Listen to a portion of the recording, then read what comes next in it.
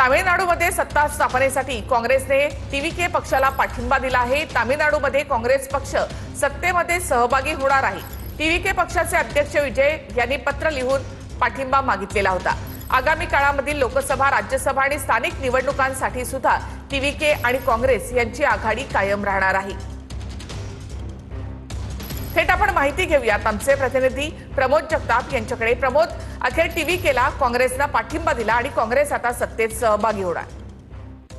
निखिला, तमिळनाडूमधील सत्ता स्थापनेचा मार्ग एक प्रकारे मोकळा झालेला आहे असं आपल्याला या बातमीमुळे म्हणावं लागणार आहे।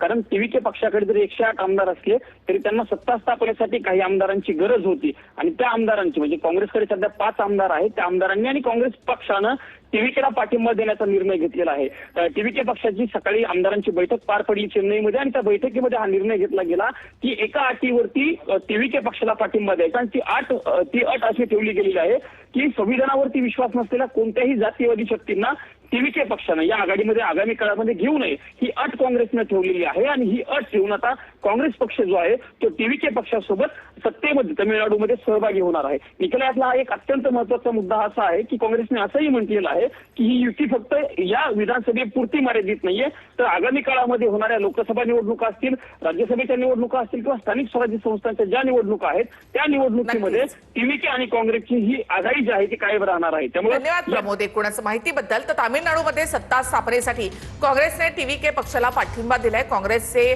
5 आमदार आहेत या ठिकाणी आणि काँग्रेसला टीव्हीके पक्षाला पाठिंबा दिला आहे।